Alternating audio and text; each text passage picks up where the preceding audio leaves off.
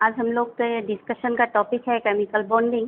तो chemical bonding में सबसे पहले हम लोग डिस्कस करेंगे लेवी-स्ट्रॉस स्ट्रक्चर।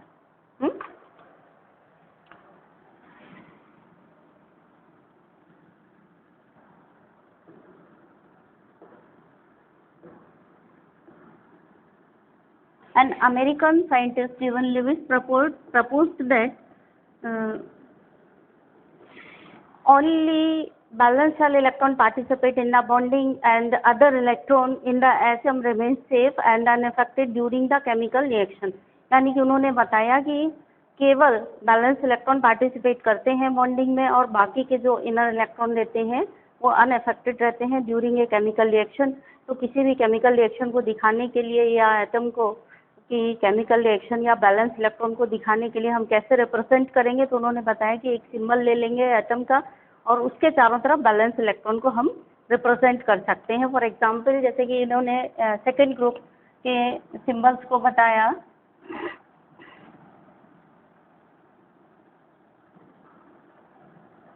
कि हम किस तरह से रिप्रेजेंट कर सकते हैं।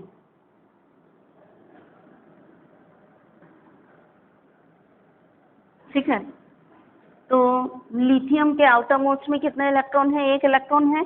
तो लिथियम का सिंबल और एक इलेक्ट्रॉन या तो डॉट के द्वारा या फिर क्रॉस के द्वारा हम इस तरह से रिप्रेजेंट कर सकते हैं, यानी सिर्फ बैलेंस शेल के इलेक्ट्रॉन को रिप्रेजेंट करेंगे। भले इसका इलेक्ट्रॉनिक कॉन्फ़िगरेशन कितना है 2 1 2 2 2 4 2 2 3 है ना, 2 3 है, 2 4 है, 2 5 है, 2 6 है, 2 7 है, 2 8। ठीक है, लेकिन इनका ये कहना था कि जो बाहर के इलेक्ट्रॉन है बस वही पार्टिसिपेट करते हैं बॉन्डिंग में, और तो हम उनको दिखाने के लिए कि जो पार्टिसिपेट कर रहे हैं या एटम की केमिकल रिएक्शन को किस तरह से वो केमिकल रिएक्शन करके स्टेबल हो रहे हैं, यानी किस तरह से एटम स्टेबल हो रहा है, ये सब दिखाने के लिए हम उसका सिंबल और सिंबल के साथ में जो भी बैलेंस शेल में इलेक्ट्रॉन प्रेजेंट है उनको डॉट के फॉर्म में हम लिख सकते हैं। तो बैलेंस शेल यहाँ पे कौन सा है? जो आउटर मोस्ट शेल है। आउटर मोस्ट शेल लिथियम के केस में भी ये है, बेरिलियम में भी ये आउटर मोस्ट शेल है, यानी बैलेंस इलेक्ट्रॉन इतने हैं। तो लेविस डॉट सिंबल में हम क्या करेंगे, सिंबल के साथ में बस बैलेंस इलेक्ट्रॉन को बना देंगे। ठीक है, जैसे कि बेरिलियम है तो बेरिलियम का लेविस डॉट सिंबल क्या हो गया, सिंबल लिखा हमने और 2 इलेक्ट्रॉन आउटर मोस्ट, ये 2 बैलेंस शेल के इलेक्ट्रॉन हैं, ये 2 बना दिए। बोरॉन है 3 इलेक्ट्रॉन है तो इसका लेविस डॉट सिंबल क्या हो गया, 3 इलेक्ट्रॉन बोरॉन के सिंबल के साथ बना दिए, ये बोरॉन का लेविस डॉट सिंबल हो गया। ठीक है,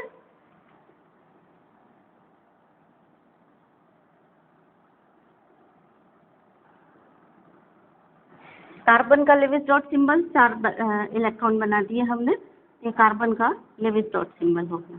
नाइट्रोजन के 5 इलेक्ट्रॉन बना दिए बैलेंस शेल के, तो ये नाइट्रोजन का लेविस डॉट सिंबल हो गया। मतलब सिंबल के चारों तरफ बैलेंस इलेक्ट्रॉन बनाने हैं। ऑक्सीजन का लेविस डॉट सिंबल क्या हो गया, 6 इलेक्ट्रॉन है तो केवल 6 ही बनाएंगे। ये फ्लोरीन के 7 है,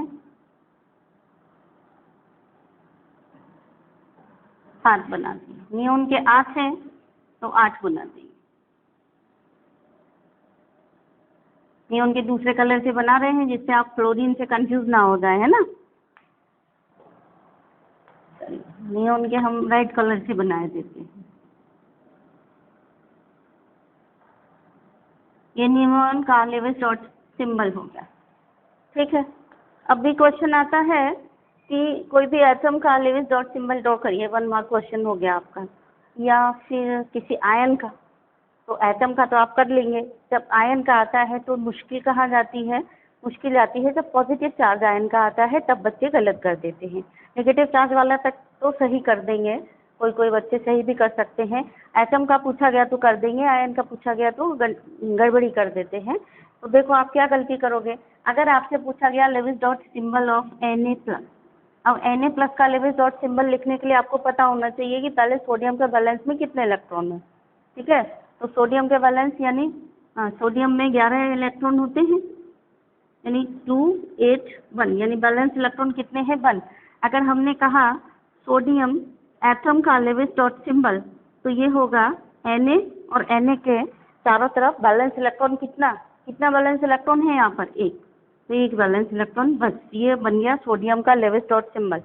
लेकिन अगर हमने कहा Na प्लस यानी सोडियम आयन का लेविस डॉट सिंबल, तो कैसे बनाओगे? सोडियम आयन कब बनेगा? जब ये एक इलेक्ट्रॉन दे देगा। आप बैलेंस में बनाने के लिए कुछ बचा ही नहीं, कुछ नहीं बचा, कोई प्रॉब्लम नहीं है, आप ऐसे ब्रैकेट लगा के प्लस चार्ज लगा दीजिए। समझ में बात आ गई? अगर आपसे कहा जाए मैग्नीशियम के आयन का लेविस डॉट सिंबल बताइए। Lewis dot symbol for magnesium ion, ठीक है। तो पहले सोचो कि एटम का क्या होगा लेविस डॉट सिंबल, तो एटम का होगा Mg और Mg के 2 डॉट्स, ये मैग्नीशियम एटम का लेविस डॉट सिंबल है। और आयन का, तो आयन एक इलेक्ट्रॉन, ये 2 इलेक्ट्रॉन दे देगा तभी तो Mg2+ आयन बनेगा, तो ये दोनों इलेक्ट्रॉन चले जाएंगे, अब कुछ भी नहीं बचेगा बैलेंस में, 2+ चार्ज आ जाएगा बस इलेक्ट्रॉन जाने के कारण, तो Mg2+ आयन का, ये आयन का लेविस डॉट सिंबल हो गया। तो इस तरह से आपको एटम या आयन के लेविस डॉट सिंबल लिखने हैं। सपोज आपसे कहा गया क्लोराइड आयन का लेविस डॉट सिंबल लिखे, तो क्लोरीन का पहले एटम का ध्यान देंगे।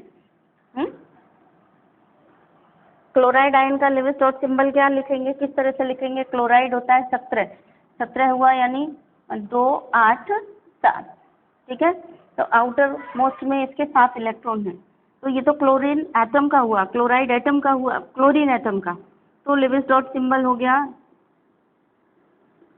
ये किसका है? क्लोरीन एटम का।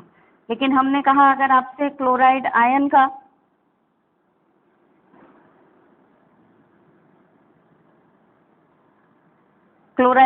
लेविस डॉट सिंबल, तब क्या होगा?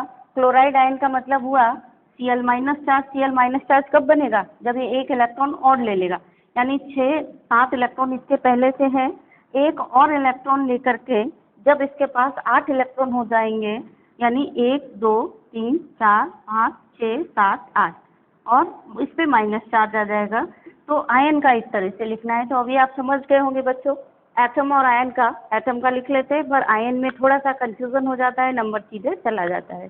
अगर आप ऐसे लिखेंगे तो आपका नंबर नहीं कटेगा, ध्यान रख करके करेंगे, ठीक है। अब बच्चों कुछ साइंटिस्ट उसी समय लेविस के साथ में एक साइंटिस्ट थे कौशल ने अपना बताया कि हम मतलब जो एटम है वो किस तरह से स्टेबल होता है या केमिकल रिएक्शन करता है। तो कौशल ने ये बताया कि एटम जब रिएक्शन करता है तो उनमें से एक इलेक्ट्रॉन एटम देता है और एक एटम इलेक्ट्रॉन देता है और एक एटम इलेक्ट्रॉन लेता है।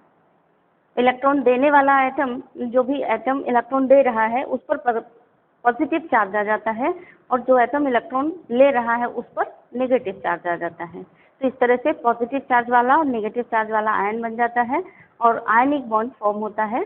इस तरह से उन्होंने बताया, किसने? कौशल ने, कि इस तरह से कंपाउंड बनते हैं। ये आप पढ़ चुके हैं 10th में ऑलरेडी, है ना। NaCl का फॉर्मेशन जैसे आपने पढ़ा था कि Na+ इलेक्ट्रॉन देता है, Cl- इलेक्ट्रॉन लेता है, और इस तरह से क्या बन जाता है? आयनिक बॉन्ड बन जाते हैं। तो ये सब तो आप उसमें पढ़ चुके हैं 9th में। फिर हम यहाँ क्यों बता रहे हैं? यहाँ इसलिए बता रहे हैं, यहाँ पे कभी कभी इस तरह से क्वेश्चन आ जाता है कि जो आयनिक बॉन्ड बनाते हैं एलिमेंट, उनकी प्रॉपर्टी क्या होनी चाहिए। तो जो एलिमेंट आयनिक बॉन्ड बनाते हैं उनकी प्रॉपर्टी क्या होनी चाहिए? एक तो वो प्रॉपर्टी हो जो इलेक्ट्रॉन इलेक्ट्रॉन देने की प्रॉपर्टी हो एक के पास, और एक के पास इलेक्ट्रॉन लेने की प्रॉपर्टी हो। यानी इलेक्ट्रॉन देने की प्रॉपर्टी किससे हम देखेंगे? जो इलेक्ट्रॉन देकर के पॉजिटिव आयन बना रहा है उसकी आयनाइजेशन एंथैल्पी कम होगी, क्योंकि तभी वो पॉजिटिव आयन बना देगा कि तुरंत थोड़ा सा एनर्जी दिया और इलेक्ट्रॉन बाहर पॉजिटिव आयन बना लेगा। तो ये प्रॉपर्टी होती है उस एटम की जो पॉजिटिव आयन बना रहा है। और जो नेगेटिव आयन बना रहा है आयनिक बॉन्ड के लिए, या इसी को इलेक्ट्रोवैलेंट बॉन्ड भी कहते हैं, क्योंकि इलेक्ट्रॉन लेकर के या देकर के बॉन्ड बन रहा है। तो जो एटम इलेक्ट्रॉन ले करके नेगेटिव आयन बना रहा है उसके लिए इलेक्ट्रॉन गेन एंथैल्पी की नेगेटिव वैल्यू होनी चाहिए, या हम कहें कि उसकी इलेक्ट्रॉन एफिनिटी ज़्यादा होनी चाहिए, तब आयनिक बॉन्ड बनते हैं। तो इस तरह से आप इसे 11th में जब एग्ज़ाम में इस तरीके का क्वेश्चन पूछा जाता है कि क्या विशेषता होनी चाहिए, यानी क्या स्पेशलिटी होनी चाहिए जो एलिमेंट आयनिक बॉन्ड बना रहे हैं वो। तो क्लियर हो गया, आयनिक बॉन्ड बना रहे हैं तो एक एटम इलेक्ट्रॉन देगा, यानी Na है, Na इलेक्ट्रॉन दे करके Na प्लस में बदल जा रहे हैं। तो पुरानी कहानी आप पहले से पढ़ चुके हैं, इसके पास 2 8 1 है, अभी ये 2 8 हो जाएगा एक इलेक्ट्रॉन दे करके। Cl क्या करेगा, ये वाला इलेक्ट्रॉन ले लेगा, इसके पास अभी 2 8 7 थे, इसने एक इलेक्ट्रॉन ले लिया, अभी ये बन गया Cl माइनस, यानी इसका इलेक्ट्रॉनिक कन्फिगुरेशन हो गया 2 8 8। ठीक है, तो एक एटम वो है जिसने इलेक्ट्रॉन दिया, इलेक्ट्रॉन डोनर एटम, ठीक है, इसने इलेक्ट्रॉन दिया, और ये एटम है जिसने इलेक्ट्रॉन लिया। तो इलेक्ट्रॉन लेने वाला एटम आयनिक बॉन्ड में क्या प्रॉपर्टी होनी चाहिए, property of atom forming ionic bond.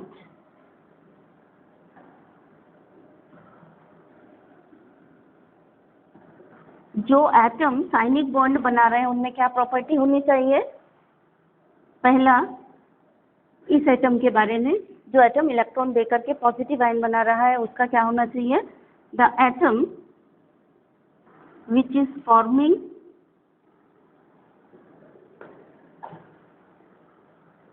Positive ion should have low ionization enthalpy. ये आप पढ़ चुके हैं ना, आयोनाइजेशन एंथैल्पी, यानी इसको इलेक्ट्रॉन कम एनर्जी में दे देना चाहिए, इजीली इलेक्ट्रॉन दे देना चाहिए। तो ये हुआ। दूसरी प्रॉपर्टी इसकी होनी चाहिए, दूसरे वाले की, जो एटम इलेक्ट्रॉन ले रहा है, the atom which is gaining the electron,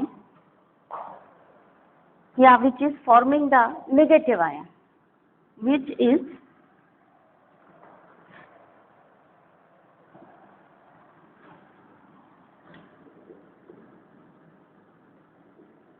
forming the negative ion should have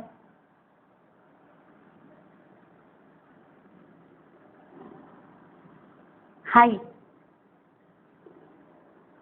electron affinity, या हम कह सकते हैं इलेक्ट्रॉन एफिनिटी को ही दूसरी भाषा में हम क्या कहते हैं, हमने आपको बताया था दोनों चीजें एक होती हैं, एक इलेक्ट्रॉन एफिनिटी और एक इलेक्ट्रॉन गेन एंथैल्पी।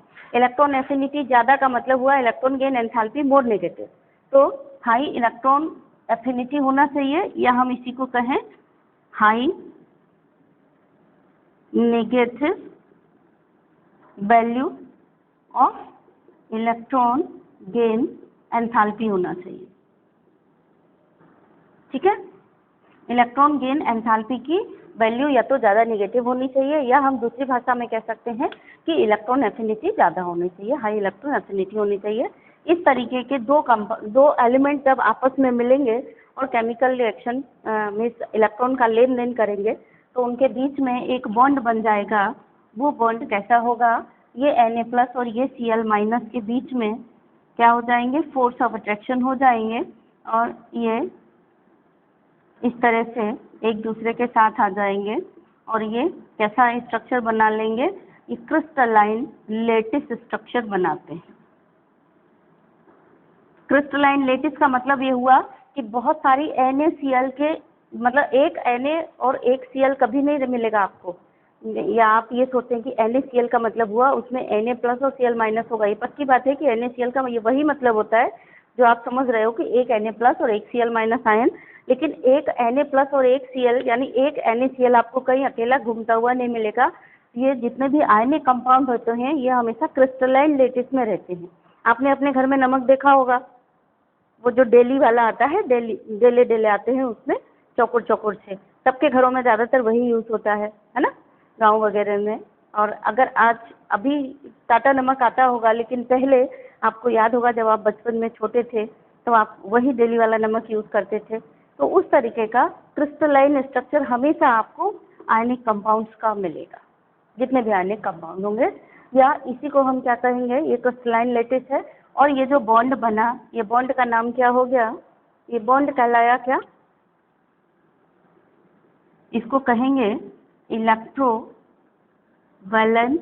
बॉन्ड, या इसी को हम कहेंगे आयोनिक बॉन्ड। ठीक है, इलेक्ट्रोवैलेंट बॉन्ड या इसी को हम आयनिक बॉन्ड कहेंगे। अब देखिए, है बहुत छोटी सी बात, ये 2 पॉइंट बहुत छोटे से हैं, बट यहाँ से बेसिक आपका कितना क्लियर हो रहा है एकदम, कि अगर फर्स्ट ग्रुप का एलिमेंट कोई भी और 17 ग्रुप का कोई भी एलिमेंट आपस में रिएक्शन करेंगे तो किस टाइप के कंपाउंड बनेंगे, या फर्स्ट ग्रुप और 16 ग्रुप का एलिमेंट आपस में रिएक्शन कर रहे हैं, या सेकंड और 16 ग्रुप के आपस में रिएक्शन कर रहे हैं, तो कैसे कंपाउंड बनेंगे, क्योंकि फर्स्ट और सेकंड ग्रुप के आयनाइजेशन एंथैल्पी ज़्यादा होती है। ठीक है, सॉरी, फर्स्ट और सेकंड ग्रुप की आयनाइजेशन एंथैल्पी कम होती है, इजीली इलेक्ट्रॉन दे देते हैं कम एनर्जी में। तो ये इजीली, यानी फर्स्ट ग्रुप और सेकंड ग्रुप के एलिमेंट इजीली पॉजिटिव आयन बना लेंगे, जिसमें सेकंड ग्रुप का थोड़ा देर में बनाएगा, फर्स्ट ग्रुप का बहुत जल्दी बना लेगा। तो फर्स्ट ग्रुप की आयनाइजेशन एंथैल्पी सबसे कम होगी और उधर 17 की इलेक्ट्रॉन गेन एंथैल्पी सबसे ज़्यादा होगी, यानी सबसे ज़्यादा नेगेटिव होगी, या हम कहें इलेक्ट्रॉन एफिनिटी सबसे ज़्यादा होगी। ठीक है, और फर्स्ट ग्रुप में सबसे नीचे वाला सबसे जल्दी इलेक्ट्रॉन दे देगा। सबसे नीचे वाला कौन है, सीजियम, सबसे जल्दी इलेक्ट्रॉन दे देगा।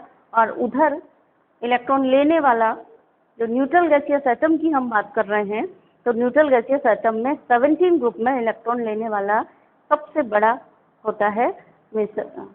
उधर से हम देखेंगे तो इलेक्ट्रॉन गेन एंथैल्पी की अगर बात करें तो क्लोरीन की ज़्यादा होती है, फ्लोरीन की नहीं होती है, ये थोड़ा सा एक्सेप्शन केस है। लेकिन अगर हम आयनिक करेक्टर की बात करें तो CS और F के बीच में बना हुआ जो कंपाउंड होता है वो हाईली आयनिक होता है। ठीक है, तो आयनिक करेक्टर पीरियोडिक टेबल में इस कोने पे हाईएस्ट रहता है, ऐसा कोना। ये पीरियोडिक टेबल आपने लिखी सपोज, तो पीरियोडिक टेबल के इस कोने से नीचे इस एकदम फर्स्ट के जो फर्स्ट आपका ये है ग्रुप, फर्स्ट ग्रुप का लास्ट एलिमेंट और उधर 17 ग्रुप का फर्स्ट एलिमेंट, इनके हाईएस्ट आयनिक करेक्टर रहेंगे। और फिर ये लाइन जैसे जैसे ऐसे घूमेगी ऐसे, तो ये आयनिक करेक्टर कम होगा। तो एक बेसिक चीज़ है जो आपने आज सीखी, और बहुत इम्पॉर्टेंट चीज़ है। ऐसे कभी कभी आता है कि इनको आयनिक करेक्टर में अरेंज करिए, तो आयनिक करेक्टर में अरेंज करने का भी यही फंडा है कि कौन ज़्यादा आयनिक होगा, कौन कम आयनिक होगा। 17 से 16 ग्रुप वाला जो एलिमेंट होगा फर्स्ट ग्रुप से रिएक्शन करेगा, वो थोड़ा कम आयनिक होगा, क्योंकि 17 की वाले की इलेक्ट्रॉन एफिनिटी 16 से ज़्यादा होगी। तो जिसकी इलेक्ट्रॉन एफिनिटी ज़्यादा है वो ज़्यादा आयनिक हो जाएगा। इसी तरह से सेकंड और 16 ग्रुप का होगा तो वो फर्स्ट और 17 वाले से कम आयनिक होगा। इस तरह से हिसाब किताब लगा करके आपको ये अरेंज करने वाला ऐसे कुछ क्वेश्चन आता है तो जवाब देना होता है। चलिए नेक्स्ट हम लोग आते हैं, ऑक्टेट रूल क्या है। अच्छा, ये लेविस ने बताया, फिर कौशल ने बताया कि इलेक्ट्रॉन के लेन देन से बनता है। एक और कंसेप्ट आया जिसमें कोवैलेंट बॉन्ड का कंसेप्ट आया, ये लैंगम्यूर ने दिया था। तो लैंगम्यूर ने ये बताया कि अगर इलेक्ट्रॉन शेयर होते हैं तब भी एटम ऑक्टेट कंप्लीट कर लेता है और स्टेबल हो जाता है। और उसी समय ये ऑक्टेट मतलब लेविस एंड कौशल ने कंबाइंड अप्रोच यानी कंबाइंडली ये electronic theory of chemical bonding propose की गई थी। उस समय सबसे पहले केमिकल बॉन्डिंग के बारे में इलेक्ट्रॉनिक थ्योरी वो ये बता रहा था कि एटम इलेक्ट्रॉन लेता है या देता है इसलिए क्योंकि वो अपने आउटरमोस्ट में 8 इलेक्ट्रॉन कंप्लीट करना चाहता है। इसको हम बोलते हैं ऑक्टेट थ्योरी। तो केमिकल बॉन्डिंग की जो सबसे पहले थ्योरी प्रपोज की गई थी वो ये थी ऑक्टेट रूल, या इसी को कहते हैं theory of electronic theory of chemical bonding. ठीक है,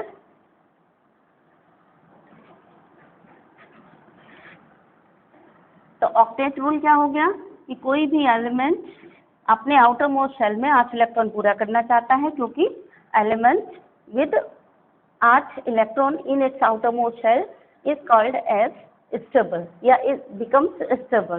तो this is called as the octet rule. ठीक है, ये ऑक्टेट रूल किसने प्रपोज किया? सबसे पहले लेविस एंड कौशल ने। ऑक्टेट रूल, या इसी को हम कहते हैं electronic theory of chemical bonding. Suppose आपसे कोई पूछ दे कि electronic theory of chemical bonding क्या है, तो electronic theory of chemical bonding यही है कि बैलेंस सेल में 8 इलेक्ट्रॉन अगर एटम के होते हैं तो इट बिकम्स मोर स्टेबल। ठीक है, तो क्या हो गया, according to this theory atom achieve 8 electrons in its outermost shell, either by कैसे, either by giving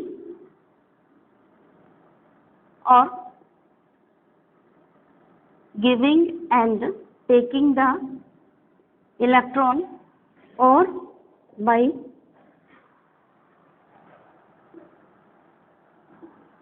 sharing the electron।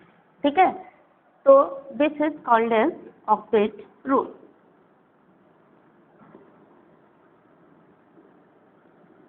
और शॉर्ट में लिखना है तो हम लिख सकते हैं कि presence of 8 electron in atom make it stable. Octet theory यही कहती थी कि 8 इलेक्ट्रॉन की तरफ सब भाग रहे हैं, जितना हर एलिमेंट है पीरियोडिक टेबल का 18 ग्रुप के अलावा। 18 ग्रुप में सबके पास 8 इलेक्ट्रॉन हैं, लेकिन हीलियम के पास नहीं है, लेकिन हीलियम फिर भी स्टेबल है। वो तो आपने इलेक्ट्रॉनिक कन्फिगुरेशन में पढ़ा है कि उसका outermost shell completely filled है हीलियम का, इसलिए स्टेबल है।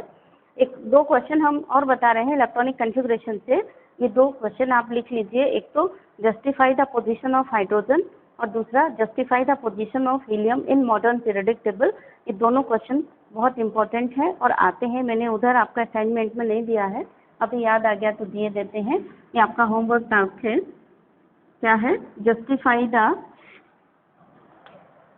इसको आप करके मुझे भेजेंगे, है ना। Justify the position of hydrogen in periodic table और दूसरा हीलियम इन पीरियोडिक टेबल। ठीक है, और एक ये कि हीलियम किस ग्रुप, किस ब्लॉक का एलिमेंट है, एस ब्लॉक का है, पी ब्लॉक का है, डी ब्लॉक का है, किस ब्लॉक का है। ठीक है, ऐसे रीजनिंग का क्वेश्चन भी आ सकता है कि helium is A S block element but it is kept with P block element, ये भी लिख दीजिए, है ना। हीलियम एस ब्लॉक है कि नहीं है देखिए, क्योंकि S block, P block, D block आप किस आधार पे उसको मानते हैं और लास्ट इलेक्ट्रॉन कहाँ एंटर कर रहा है उसके बेस पर मानते हो। तो एक ये क्वेश्चन भी आप करके भेजेंगे, helium is A S block element but kept with P block element. तो ये 3 क्वेश्चन हो गए, इसके आपको ये जस्टिफाई करना है। Justify number 1 position of hydrogen, number 2 helium की position in periodic table and number 3 helium s block element है लेकिन पी ब्लॉक में रखा गया है। ये बहुत इंपॉर्टेंट क्वेश्चन है, तीनों ही एग्जाम के पॉइंट ऑफ व्यू से भी इम्पोर्टेंट है। चलिए अब देन नेक्स्ट यहीं पे हम आ जाते हैं ऑक्टेट थ्योरी पर। ऑक्टेट थ्योरी कहती है कि 8 इलेक्ट्रॉन अगर आउटर मोस्ट शेल में होते हैं द एटम बिकम्स स्टेबल, तो each atom wants to become stable either by taking और गेनिंग द इलेक्ट्रॉन और by sharing the electron. This is also called as the electronic theory of chemical bonding. अब Langmuir ने अपना concept दिया कि, कौशल ने क्या कंसेप्ट दिया था कि इलेक्ट्रॉन जो भी मेटल है इलेक्ट्रॉन दे देगा, नॉन मेटल इलेक्ट्रॉन ले लेगा और इलेक्ट्रॉन के लेन देन से पॉजिटिव नेगेटिव आयन बनेंगे और स्टेबल कॉम्प्लेक्स बन जाएगा या कंपाउंड बन जाएगा। कोवेलेंट बॉन्ड का कंसेप्ट दिया लैंगम्यूर ने, यानी शेयरिंग वाला जो था वो कहाँ से आया, अकॉर्डिंग टू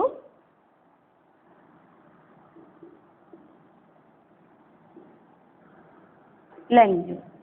इन्होंने बताया कि जैसे हाइड्रोजन एटम है, अगर ये स्टेबल होना चाहता है तो एक हाइड्रोजन अपना और ये दूसरा हाइड्रोजन अपना इलेक्ट्रॉन आपस में शेयर कर लेंगे इस तरह से, और दोनों हाइड्रोजन स्टेबल हो जाएंगे। ये हम आपको शॉर्ट में इसलिए बता रहे हैं क्योंकि ये सब चीज़ें आप ऑलरेडी 10th में पढ़ चुके हो। दोनों के पास एक एक की कमी है तो एक एक इलेक्ट्रॉन लेकर के ये स्टेबल हो जाएगा। इसी तरह से अगर हम ऑक्सीजन की बात करें तो ऑक्सीजन और ऑक्सीजन दो दो इलेक्ट्रॉन शेयर करेंगे इस तरह से, मतलब ऑक्सीजन के पास 6 इलेक्ट्रॉन होते हैं बैलेंस में, दो दो इलेक्ट्रॉन दोनों ऑक्सीजन एटम शेयर करेंगे और इस तरह से बीच में जो शेयर्ड पेयर ऑफ इलेक्ट्रॉन कितने होंगे, 2 हो जाएंगे। और 2 शेयर्ड पेयर ऑफ इलेक्ट्रॉन होंगे तो यहाँ डबल बॉन्ड होगा और यहाँ पे हाइड्रोजन के केस में सिंगल बॉन्ड था। यानी अगर हम हाइड्रोजन के मॉलिक्यूल को रिप्रेजेंट करेंगे तो H, हाइड्रोजन के मॉलिक्यूल को अगर हम रिप्रेजेंट करेंगे तो H सिंगल बॉन्ड H से रिप्रेजेंट करेंगे, ऑक्सीजन के मॉलिक्यूल को रिप्रेजेंट करेंगे तो O डबल बॉन्ड O, ऐसा लिख करके रिप्रेजेंट करेंगे। कारण क्या है, क्योंकि यहाँ एक पेयर ऑफ इलेक्ट्रॉन शेयर्ड हो रहा है तो HH के बीच में एक बॉन्ड बन रहा है, हम ये बोलेंगे कि एक कोवेलेंट बॉन्ड बन रहा है। यहाँ 2 इलेक्ट्रॉन पेयर शेयर हो रहे हैं तो हम ये कहेंगे कि ऑक्सीजन ऑक्सीजन के बीच में 2 कोवेलेंट बॉन्ड बन रहे हैं। अगर यहीं पर 3 इलेक्ट्रॉन पेयर शेयर हो रहे होते, फॉर एग्जाम्पल जैसे कि नाइट्रोजन के केस में होता है, नाइट्रोजन के 5 होते हैं और नाइट्रोजन 3 इलेक्ट्रॉन शेयर करता है तो अपना ऑक्टेट कंप्लीट करने के लिए। इसमें थ्योरी यही है कि जिसके पास जितने इलेक्ट्रॉनों की कमी होगी वो बस उतने ही इलेक्ट्रॉन शेयर करता है।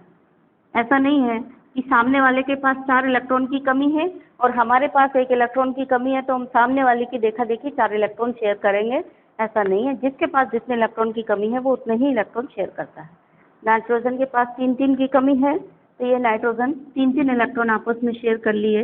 अब ये 3 पे दोनों का हक हो गया, इसका भी और इसका भी, और ये जो मॉलिक्यूल बना इसको हम क्या कहेंगे, N triple bond N molecule, यानी यहाँ पर क्या बना ये ट्रिपल बॉन्ड N2 मॉलिक्यूल।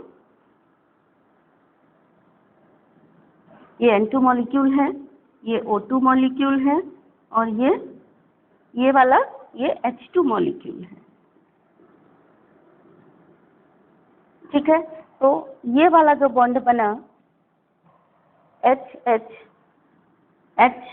और एक लाइन है बीच में, इनके बीच में, इसको बोलते हैं सिंगल बॉन्ड। यानी सिंगल बॉन्ड कब बनता है, जब 2 एटम एक ही पेयर ऑफ इलेक्ट्रॉन, एक पेयर ऑफ इलेक्ट्रॉन को शेयर कर रहे हैं तो सिंगल बॉन्ड। जब 2 एटम 2 पेयर ऑफ इलेक्ट्रॉन को शेयर कर रहे हैं तो डबल बॉन्ड। और जब 2 एटम 3 पेयर ऑफ इलेक्ट्रॉन को शेयर कर रहे हैं तो क्या बनेगा, इसको हम कहेंगे ट्रिपल बॉन्ड या single covalent bond, double covalent bond, triple covalent bond. यानी इस तरह से जो बनता है ये कोवेलेंट बॉन्ड कहलाता है। जैसे उधर आयनिक बॉन्ड था, यहाँ पे ये कौन सा बॉन्ड बना, यहाँ पे बना कौन सा बॉन्ड, कोवेलेंट बॉन्ड। ये भी कोवेलेंट बॉन्ड है, वो भी कोवेलेंट बॉन्ड है। तो कौशल की अप्रोच क्या थी, उन्होंने बताया था कि आयनिक कंपाउंड कैसे बनते हैं। लेविस अप्रोच क्या है, और इन्होंने बताया कि हम एटम के साथ सिंबल के किनारे किनारे चारों तरफ हम इलेक्ट्रॉन को रख दें, केवल बैलेंस इलेक्ट्रॉन को, वो इलेक्ट्रॉन किस तरह से शेयर कर रहा है, किस तरह से इलेक्ट्रॉन लेन देन कर रहा है, वो रिप्रेजेंट भी हम उससे कर सकते हैं। ये लेविस की, और लेविस और कौशल ने साथ साथ ये ऑक्टेट रूल यानी electronic theory of chemical bonding भी, और इसके बाद ये लैंगम्यूर की अप्रोच आई कि इस तरह से शेयरिंग करते हैं इलेक्ट्रॉन। अभी आपने सेम तरीके के इलेक्ट्रॉन की शेयरिंग देखी, इसी तरीके से सेम एटम भी शेयरिंग करते हैं, डिफरेंट एटम भी शेयर करते हैं। जैसे CH4 जब बनता है तो CH4 कैसे बनता है, एक कार्बन अपना एक एक इलेक्ट्रॉन 4 हाइड्रोजन से शेयर करता है, क्योंकि कार्बन के पास 4 इलेक्ट्रॉन हैं और 4 की कमी है, और हाइड्रोजन के पास 1 की कमी है, तो हाइड्रोजन अपना एक एक इलेक्ट्रॉन शेयर करेगा, हाइड्रोजन अपना एक एक इलेक्ट्रॉन शेयर करेगा, कार्बन अपने 4 इलेक्ट्रॉन शेयर करेगा। तो अब बता सकते हो आप कौन सा काला इलेक्ट्रॉन है हाइड्रोजन का कि नीला इलेक्ट्रॉन है हाइड्रोजन का, कॉमन सेंस से सोच करके बताइए, मैंने जो बनाए हैं उसमें से। ठीक है, तो हाइड्रोजन के पास 2 इलेक्ट्रॉन कंप्लीट हो गए और कार्बन के 4 इलेक्ट्रॉन अपने थे, 4 इसको और मिल गए, 8 हो गए, तो इसका ऑक्टेट कंप्लीट हो गया। इस तरह से कंपाउंड का फॉर्मेशन होता है और एलिमेंट बिकम स्टेबल। ये पुरानी थ्योरी है, यानी कि केमिकल बॉन्डिंग की। अब एक चीज हम आपसे डिस्कस करना भूल गए, क्वेश्चन कभी कभी आता है कि लेविस डॉट सिंबल जो है इनका सिग्निफिकेंस क्या है। What is the significance of the Lewis dot symbol? तो significance of Lewis dot symbol क्या है? ये स्टेबल बना देता है। मीन्स लेविस डॉट सिंबल से हम ये पता कर सकते हैं कि बैलेंसी क्या है किसी भी एटम की, बैलेंस इलेक्ट्रॉन कितने हैं, और अगर बैलेंस इलेक्ट्रॉन पता है तो हम बैलेंसी निकाल सकते हैं। तो विद द हेल्प ऑफ, यानी significance of Lewis dot symbol क्या हो गया?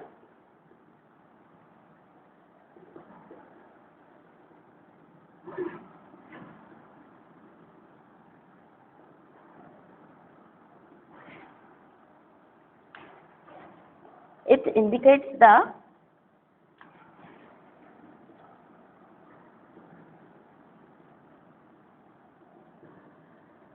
valence electron of atom N. So valency can be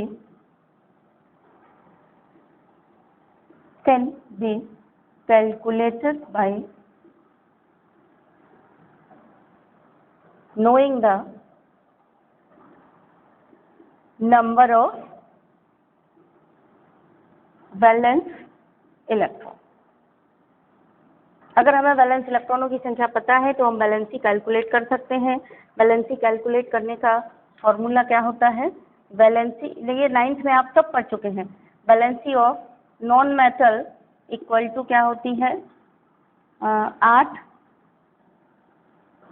minus valence electron, and valency of metals क्या होती है? Equal to valence electron. Non metal की valency होती है 8 माइनस वैलेंस इलेक्ट्रॉन, और वैलेंसी ऑफ मेटल्स होती है इक्वल टू वैलेंस इलेक्ट्रॉन। अब हम मेटल और नॉन मेटल को कैसे पहचानेंगे? मेटल वो एलिमेंट होते हैं जिनके आउटर मोस्ट में 1, 2, 3 इलेक्ट्रॉन होते हैं। नॉन मेटल वो एलिमेंट होते हैं जिनके आउटर मोस्ट में 4, 5, 6, 7, 8 इलेक्ट्रॉन होते हैं। तो मेटल क्या हो गए? मेटल हो गए एलिमेंट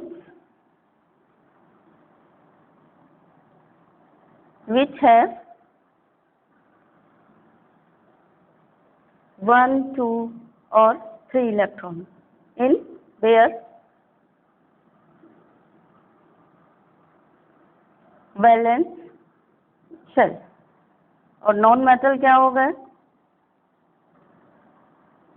नॉन मेटल हो गए element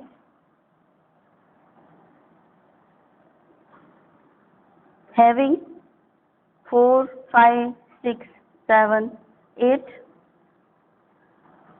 valence electron. Valence electron का मतलब क्या हुआ? आउटर मोस्ट शेल में जो इलेक्ट्रॉन प्रेजेंट होते हैं उनको हम वैलेंस इलेक्ट्रॉन बोलते हैं। तो मेटल और नॉन मेटल 2 तरीके के कंपाउंड होते हैं, और ये सिंपल चीज पुरानी चीज है। इसके बाद बहुत सारे कंसेप्ट आते गए और हम धीरे धीरे उनको सबको पढ़ते जाएंगे।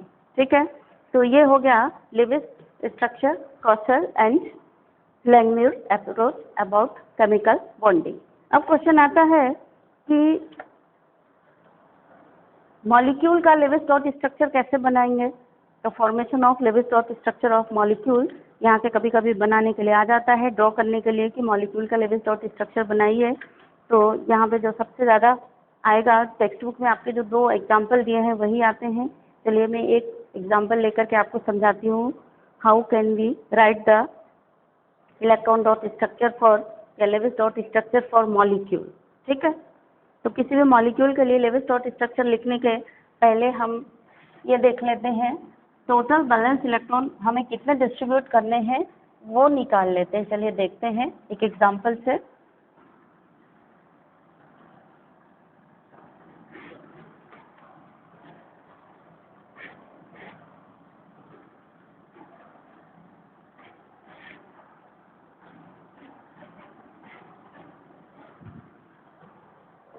सपोज हमें लिखना है लेविस डॉट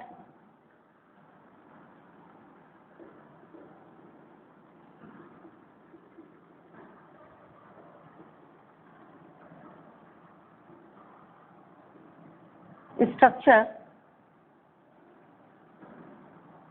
फॉर मॉलिक्यूल्स, ठीक है।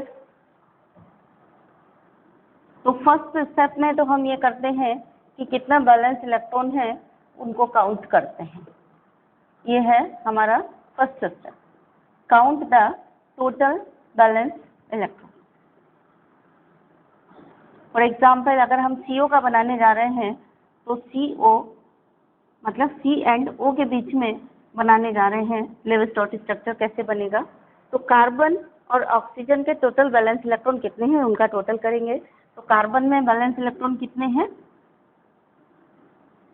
इसके हैं 4 और ऑक्सीजन के बैलेंस इलेक्ट्रॉन कितने हैं, इसके हैं 6, यानी टोटल बैलेंस इलेक्ट्रॉन कितने आ गए, 10 इलेक्ट्रॉन आ गए। अगर इसके ऊपर कोई चार्ज होता तो उतना चार्ज हम और इसमें जोड़ देते, अगर इसके पास प्लस चार्ज होता तो प्लस चार्ज घटा देंगे मतलब, और माइनस चार्ज होगा तो जोड़ देंगे। माइनस चार्ज मतलब इतने इलेक्ट्रॉन ले लिए, प्लस चार्ज मतलब इतने इलेक्ट्रॉन दे दिए। टोटल अभी इतने इलेक्ट्रॉन थे, बस 10 ही इलेक्ट्रॉन है इसके पास अभी, ना इसने अभी इलेक्ट्रॉन दिए हैं ना अभी इसने इलेक्ट्रॉन लिए हैं, दोनों मिला के 10 इलेक्ट्रॉन है। अब लेविस डॉट स्ट्रक्चर लिखने के लिए तरीका ये है, सेकंड स्टेप हम ये लिखेंगे कि स्केलेटन बनाएंगे, है स्केलेटन बनाएंगे कैसे, कार्बन और ऑक्सीजन है तो इसको ऐसे पास में रखेंगे, ये स्केलेटन हो गया।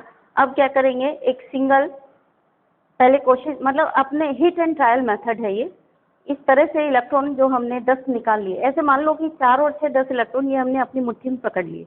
अब हमारी मुट्ठी में जो 10 इलेक्ट्रॉन हैं उनको हमने पहले इन दोनों को बिठा लिया, लाइन से बिठा लिया मतलब स्केलेटन बना लिया, और उसके बाद हम क्या करेंगे, इनके बीच में इलेक्ट्रॉनों को डिस्ट्रीब्यूट करेंगे, ठीक है। तो पहले हमने लाइन से इनको बिठा लिया, मतलब एक बैठेंगे जब स्केलेटन बनाएंगे तो आपस में कम से कम एक इलेक्ट्रॉन पेयर तो शेयर कर रहे होंगे तभी बॉन्ड बनेगा, नहीं तो नहीं बनेगा। तो मिनिमम एक इलेक्ट्रॉन पेयर शेयर कर रहे होंगे, तो हम चाहे यहाँ पे लाइन खींचें और या फिर हम इसको ऐसे लिखते, ठीक है। अब 2 इलेक्ट्रॉन तो यहाँ खत्म हो गए, अब हमारी मुट्ठी में बचे कितने इलेक्ट्रॉन, 8। अब वो जो 8 इलेक्ट्रॉन है उनको हमें इस तरह से डिस्ट्रीब्यूट करना है कि दोनों के बीच में टोटल बैलेंस ही इसकी भी 8 हो जाए और इसकी भी 8 हो जाए, इस तरह से हमें इनको बचे हुए इलेक्ट्रॉनों को डिस्ट्रीब्यूट करना है।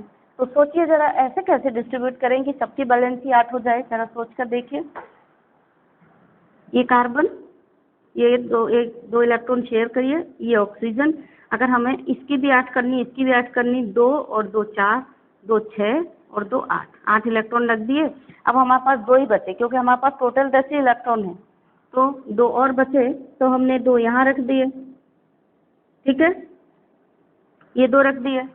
लेकिन अभी देखिए ऑक्टेट कंप्लीट नहीं हुआ क्योंकि हमारे पास टोटल 10 ही इलेक्ट्रॉन है, तो हम क्या करेंगे, ऐसा हिसाब किताब लगाएं कि दोनों का ऑक्टेट कंप्लीट हो जाए, ठीक है। तो ये हिट एंड ट्रायल मेथड है। तो हम क्या करें, देखिए एक यहाँ से हटा के इलेक्ट्रॉन पेयर यहाँ रखा, अभी क्या हो गया, 2 4 6 8, इसके कार्बन के 8 हो गए बट इसके 2 4 6, ऑक्सीजन के 6 ही हुए। अब क्या कर सकते हैं, हम कुछ और भी कर सकते हैं, चलिए एक काम और कर सकते हैं, ये इलेक्ट्रॉन पेयर और बीच में रखते हैं। अब देखिए क्या हो रहा है, तो 6 इलेक्ट्रॉन ये, 2 ये, टोटल 8 इलेक्ट्रॉन हो गए। अब 8 इलेक्ट्रॉन हो गए इसके, तो ये कैसे हो गया, इसके 8 कंप्लीट हो गए और ये 8 इसके कंप्लीट हो गए, तो ये लेविस डॉट स्ट्रक्चर हो गया CO का। तो एक तरीका तो ये है कि आप ऐसे याद करो लेविस डॉट स्ट्रक्चर बनाना, और एक तरीका ये है कि आप इसका बॉन्ड वाला स्ट्रक्चर याद कर लो। 5 मिनट रुकना बेटा, है ऐसे बॉन्ड स्ट्रक्चर याद कर लिया, पहले हिसाब किताब लगा लो, कार्बन के 4 इलेक्ट्रॉन, ऑक्सीजन के 6 इलेक्ट्रॉन, तो 6 4 10 इलेक्ट्रॉन हो गए। 10 इलेक्ट्रॉन हमें डिस्ट्रीब्यूट करने हैं, आपको पहले से पता है कि CO ट्रिपल बॉन्ड होता है, 3 इलेक्ट्रॉन हटाए आपने, 3 इलेक्ट्रॉन तो यहाँ डिस्ट्रीब्यूट कर लिए। अब बचे कितने, टोटल आपके पास बैलेंस इलेक्ट्रॉन की संख्या है 10, पहले ही से आपने सोच लिया, यहाँ से बॉन्ड हटा करके ऐसे रख लिया। अब 2 यहाँ और 2 यहाँ रख दो, इसमें आपका दिमाग भी ज़्यादा खर्च नहीं होगा और आपका मीन्स बॉन्ड वाला स्ट्रक्चर इजीली याद भी रहता है, तो ये याद हो जाएगा और आपका लेविस डॉट स्ट्रक्चर भी बन जाएगा, ठीक है। ये बन गया। तो एक ये तरीका है आपका, ये बन गया CO का। इसी तरह से आता है NO2 का इलेक्ट्रॉन डॉट स्ट्रक्चर बनाइए। तो NO2 का इलेक्ट्रॉन डॉट स्ट्रक्चर कैसे बनाते हैं, मतलब इसी तरह से लिविस डॉट स्ट्रक्चर कैसे बनाएंगे, ये ऐसे मॉलिक्यूल का आपसे पूछा जा सकता है। हो सकता है आपसे 2 नंबर में ये पूछ दिया जाए एग्जाम में, या 1 नंबर में पूछ दिया जाए। ऐसे लिविस डॉट स्ट्रक्चर बनाइए CO का, कैसे बनाएंगे, या लिविस डॉट स्ट्रक्चर बनाने के स्टेप्स बताइए, या NO2 जो एग्जाम्पल दिए गए आपके बुक में ये तो पूछे ही जा सकते हैं। तो NO2 का कैसे बनाएंगे, आपके पास है N और 2 O दिए गए हैं टोटल स्ट्रक्चर बनाने के लिए NO2 का बनाना है लिविस डॉट स्ट्रक्चर। तो नाइट्रोजन में बैलेंस इलेक्ट्रॉन कितने हैं, 5। इस ऑक्सीजन के बैलेंस इलेक्ट्रॉन 6 और इस ऑक्सीजन के balance electron 6। Total balance electron हमारे हाथ में कितने आ गए, तीनों के मिला के 6 6 12 5 17, ठीक है। और हमने क्वेश्चन ये है NO2 माइनस का बनाइए, ठीक है। NO2 माइनस का बनाएंगे तो इससे एक माइनस चार्ज भी आ गया, तो वो माइनस चार्ज भी यहाँ जोड़ देंगे, यानी 17 प्लस माइनस चार्ज है, मतलब इसने 1 इलेक्ट्रॉन ले लिया, तो ये हो गया 18 इलेक्ट्रॉन, ठीक है। 18 इलेक्ट्रॉन हो गए ये। तो अब क्या करेंगे हम, अब हम पहले वैसे ढांचा बनाया था वैसे बनाएंगे, यानी स्केलेटन बनाने के लिए नाइट्रोजन, ऑक्सीजन एंड ऑक्सीजन रखेंगे। फिर दोनों के बीच में एक एक सिंगल बॉन्ड बनाएंगे, यानी 2 इलेक्ट्रॉन यहाँ रख दिए, 2 इलेक्ट्रॉन यहाँ रख दिए, तो 4 इलेक्ट्रॉन चले गए हमारे। 18 में सिर्फ 4 चले गए, कितने बचे, 14 बचे। अब 14 को हम इस तरह से डिस्ट्रीब्यूट करें कि सबका आज कंप्लीट हो जाए, तो करके कोशिश करिए। तो इस वाले ऑक्सीजन पे 2 हैं, 4 2 6 और 2 8, मतलब 8 और 2 10 डिस्ट्रीब्यूट हो गए। अभी 8 और बचे, 12 14 16 हो गए डिस्ट्रीब्यूट, 2 और बचे, 2 हमने यहाँ रख दिए, 18।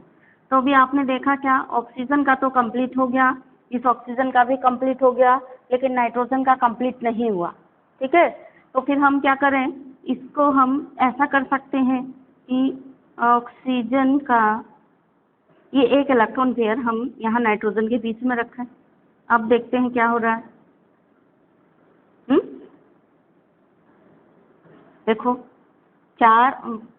2 4 6 8 10 12 14 16, कितने इलेक्ट्रॉन है, अभी 16 है, होने चाहिए 18 इलेक्ट्रॉन ये होगा, ठीक है। अब देखो हिसाब लगा के, 2 4 6 8 10 12 16, 2 4 6 8 10 12 14 16 18 इलेक्ट्रॉन टोटल है, और टोटल हमारे पास 18 ही थे। अब ये देखो सबका ऑक्टेट कंप्लीट हुआ है क्या, इसका देखो 4 2 6 2 8, इसका हो गया 8 ऑक्टेट कंप्लीट। इस वाले ऑक्सीजन का देखो 2 4 6 8, हाँ कंप्लीट है। नाइट्रोजन का देखो ऑक्टेट कंप्लीट हो रहा है, नहीं हो रहा है।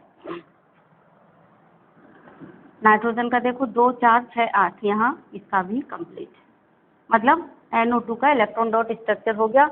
अब अगर हम इसको बॉन्ड के फॉर्म में लिखेंगे तो N single bond O double bond O और ब्रैकेट के ऊपर माइनस चार्ज, ठीक है। बेहतर क्या है, जैसे इतना टाइम वेस्ट ना हो हमारा, तो हम एक तरीका ये भी कर सकते हैं कि हमने ये बॉन्ड स्ट्रक्चर याद कर लिया, और फिर जब हमें इनका बैलेंस स्ट्रक्चर मीन्स ये वाला बनाना है लिविस डॉट स्ट्रक्चर, तो पहले बॉन्ड स्ट्रक्चर याद कर लो, इलेक्ट्रॉन हाथ में पकड़ लो, और फिर बॉन्ड हटा करके इलेक्ट्रॉन रख दो, फिर 2 4 6 आपने यहाँ रख दिए, देखो उसके बाद सबको इस तरह से डिस्ट्रीब्यूट करो कि ऑक्टेट कंप्लीट हो जाए। तो कहीं कहीं पर तो ये लागू होगा, कहीं कहीं पर फेल हो जाएगा, क्योंकि हर जगह ऑक्टेट कंप्लीट नहीं हो पाता है, ये ऑक्टेट रूल फेल भी हो गया है। तो कहीं कहीं पर ये आपका ऑक्टेट लागू नहीं होगा, इसका संभालोगे तो उसका बिगड़ेगा, उसका संभालोगे तो इसका बिगड़ेगा, इस तरह से ये होता है। तो हम देखेंगे what are the limitations of the octet rule. Octet rule के कुछ लिमिटेशंस भी हैं, है? तो बेस्ट तरीका आप समझ गए, किसी भी एलिमेंट का बॉन्ड वाला स्ट्रक्चर याद रखिए, और फिर बैलेंस इलेक्ट्रॉन गिन लो, और फिर बॉन्ड हटा करके पहले आप लगा दो इलेक्ट्रॉन, और उसके बाद फिर ऑक्टेट कंप्लीट करके देख लो कि कहाँ कहाँ पे हम रख करके कर सकते हैं, तो आपका जल्दी हो जाएगा, आपका टाइम वेस्ट नहीं होगा। Now come to the limitations of octet rule. हम्म?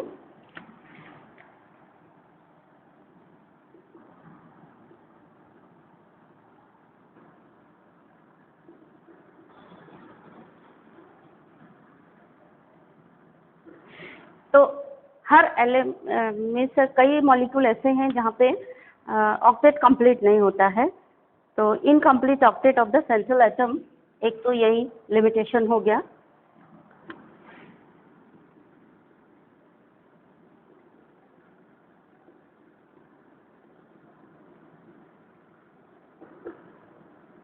जैसे H2 मॉलिक्यूल है, कहाँ पे स्टेबल है? H2 मॉलिक्यूल का ऑक्टेट कहाँ कंप्लीट है? इसी तरह से देखो LiCl मॉलिक्यूल,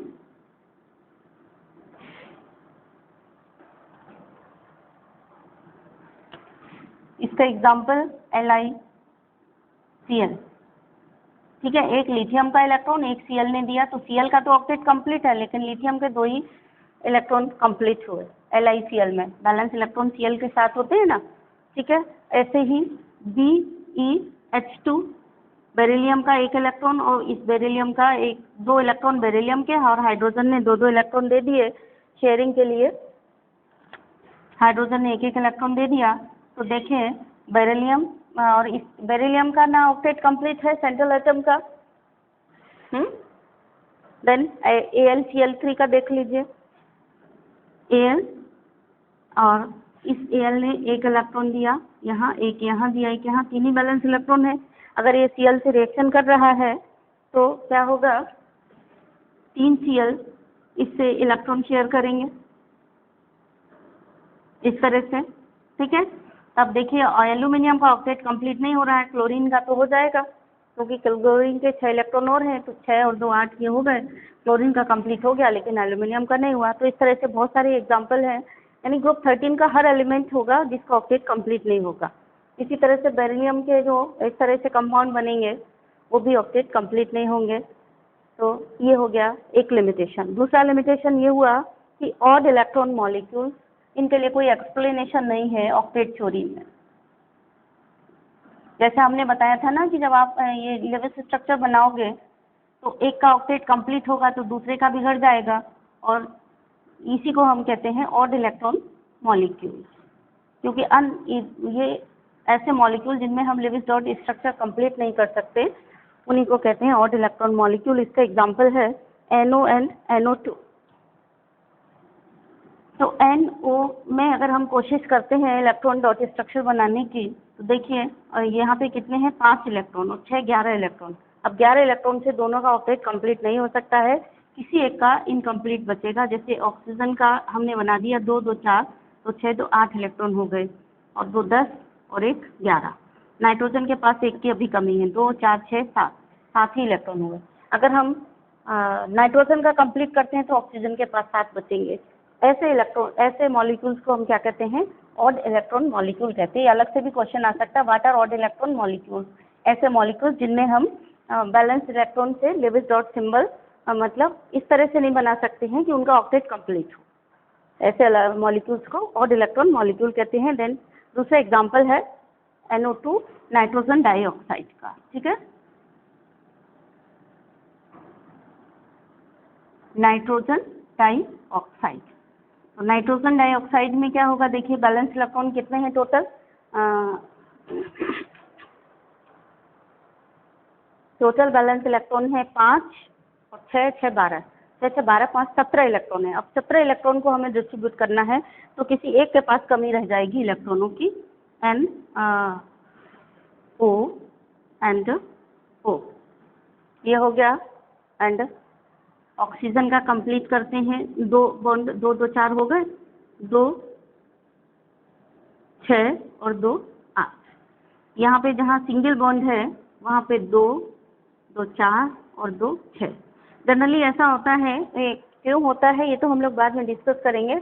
ऑक्सीजन अगर डबल बॉन्ड से जुड़ा होता है तो उसके ऊपर कोई भी चार्ज नहीं होता है, लेकिन जो ऑक्सीजन सिंगल बॉन्ड से जुड़ा होता है उसके ऊपर माइनस चार्ज होता है, क्योंकि इसने इलेक्ट्रॉन पेयर लिया है नाइट्रोजन का, ये वाला। तो यहाँ पे माइनस चार्ज है और ये नाइट्रोजन पर प्लस चार्ज है।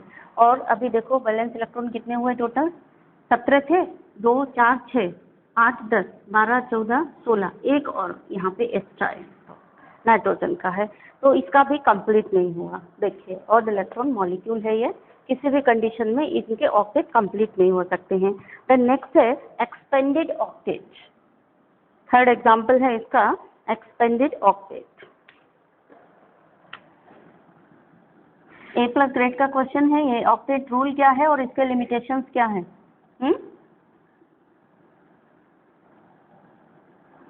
एक्सपेंडेड ऑक्टेट का मतलब क्या हुआ, यहाँ पे थोड़ा सा डिफाइन भी करोगे। जैसे यहाँ पे अभी हमने कुछ डिफाइन करके बताया ना कि ऑक्टेट कंप्लीट करके लिखना लिविस डॉट स्ट्रक्चर में संभव नहीं है, ऐसे मॉलिक्यूल को हम क्या कहते हैं? ऑड इलेक्ट्रॉन मॉलिक्यूल कहते हैं।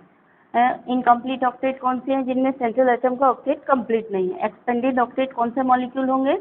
वो मॉलिक्यूल जिनमें कि सेंट्रल मेटल एटम में 8 से ज़्यादा इलेक्ट्रॉन हो रहे हो। इसका एग्जाम्पल है PCl5, SF6 and H2SO4। Example है PCl5, SF6 एंड H2SO4। तो PCl5 हम बनाएंगे तो C and Cl Cl Cl Cl and Cl। अब इलेक्ट्रॉन डॉट स्ट्रक्चर बनाएंगे तो क्या करेंगे? इनका बॉन्ड हटा दें और यहाँ पर इलेक्ट्रॉन रख दें तो इलेक्ट्रॉन डॉट स्ट्रक्चर हो जाएगा। ये बन गया इसका इलेक्ट्रॉन डॉट स्ट्रक्चर। तो देखिए फॉस्फोरस में कितने बैलेंस इलेक्ट्रॉन हो रहे हैं? 2, 4, 6, 8, 10 बैलेंस इलेक्ट्रॉन हो रहे हैं, मतलब ऑक्टेट से ज़्यादा हो रहा है। ऑक्टेट से ज़्यादा है तो उसको हम क्या कहेंगे? Expanded octet. तो एक्सपेंडेड ऑक्टेट मॉलिक्यूल क्या हो गए? एक्सपेंडेड ऑक्टेट, थोड़ा सा और बढ़ा दीजिए यहाँ पे, मॉलिक्यूल क्या हो गए? The molecules which have more than 8 electron in their octet means outermost shell, या in which central atom has more than 8 electron। outermost shell नहीं, the molecules in which central metal atom has more than 8 electron, या compound in which जिसके molecule में ऐसा होता है। और दूसरा है SF6 का। ऐसे इसका देखिए SF6 का ये स्ट्रक्चर होता है ऑक्टाहेड्रल, F F F, ठीक है। अब क्या करें हम? बैलेंस बॉन्ड, ये सॉरी इलेक्ट्रॉन डॉट स्ट्रक्चर बनाने के लिए इनका ये हटा करके एक बॉन्ड हटाएंगे तो 2 डॉट रखेंगे, 2 बॉन्ड हटाएंगे तो 4 डॉट रखेंगे। बस यही नियम है, ये याद कर लो, काम खत्म आपका। ये हो गया कितना? देखो सल्फर का आ गया, सल्फर के आ गए 12 इलेक्ट्रॉन, ऑक्टेट से ज़्यादा है। तो ये कैसा कंपाउंड हो गया? एक्सपेंडेड ऑक्टेट वाला कंपाउंड हो गया, ठीक है। देन H2SO4 की अगर हम बात करें तो सल्फेट होता है SO, ये सल्फेट होता है, O-O-, सल्फेट है। यहाँ पर एक हाइड्रोजन जुड़ गया ये और एक हाइड्रोजन जुड़ गया ये। अभी अगर हम देखें तो सल्फेट के ऑक्टेट में कितना इलेक्ट्रॉन होगा? देखिए जरा, सल्फेट में मतलब यहाँ पे बैलेंस सेल में, सल्फर के बैलेंस सेल में ये पूरा H2SO4 मॉलिक्यूल हुआ। इसके सेंट्रल में एटम है जो सल्फर है, इसमें कितने इलेक्ट्रॉन हो गए? 2 और 2 4, 2 6, 2 8, 2 10 और 2 12, 12 इलेक्ट्रॉन हो गए यहाँ पर। यहाँ पे कितने इलेक्ट्रॉन हैं? 12 इलेक्ट्रॉन हैं, यानी ऑक्टेट से ज़्यादा है। यहाँ पर कितने इलेक्ट्रॉन हैं? यहाँ भी 12 इलेक्ट्रॉन हैं, ये भी ऑक्टेट से ज़्यादा। 2 4 6 8 10 12 है ना, 2 4 6 8 10 12। यहाँ कितने इलेक्ट्रॉन हैं? यहाँ 10 इलेक्ट्रॉन हैं, ये भी ऑक्टेट से ज़्यादा है। तो यहाँ पे भी आपकी ऑक्टेट थ्योरी फेल हो रही है। द नेक्स्ट वन है सल्फर के कुछ एलिमेंट्स ऐसे भी हैं जहाँ पे सल्फर का ऑक्टेट होता है कंप्लीट, जैसे SCl2 बनाकर आप देखेंगे तो सल्फर का यहाँ पर ऑक्टेट कंप्लीट होगा। देन आइए नेक्स्ट कुछ और लिमिटेशंस हैं ऑक्टेट थ्योरी के। ऑक्टेट थ्योरी में हम ये मानते हैं कि नोबल गैसेस कंपाउंड नहीं बनाते हैं और सारे एलिमेंट नोबल गैसेस जैसा बनना चाहते हैं, बट बाद में पता चला कि नोबल गैसेस भी कंपाउंड बनाते हैं, जैसे जिनोन और क्रिप्टन, ये लोग कंपाउंड बनाते हैं, ठीक है। तो octet theory is based on the assumption that, next 3 हो गए थे आपके, ये 4th हो गया है ना। Octet theory is based on the assumption that noble gases not form compound, but xenon and krypton form compound. Krypton के तो आइसोलेट नहीं किए गए हैं, लेकिन जिनोन के आइसोलेट भी किए गए हैं, जैसे XE, इसका जिनोन के example XeO3, XeO4 and XeOF2, XeF4 और XeOF4, बहुत सारे कंपाउंड जिनोन के बनते हैं। कोई भी एग्जांपल आप दे सकते हैं यहाँ पे, जरूरी है कि सारे एग्जांपल लिखें। द नेक्स्ट है theory does not account for the shape of molecule.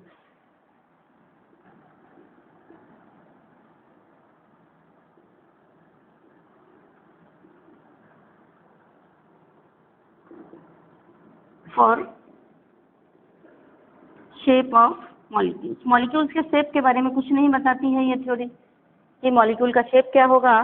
Then next है it does not explain the relative stability of molecules. ये कमियां थी ऑक्टेट रूल में।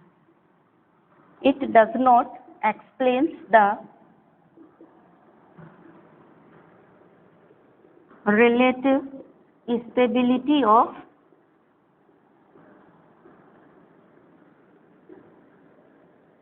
molecules.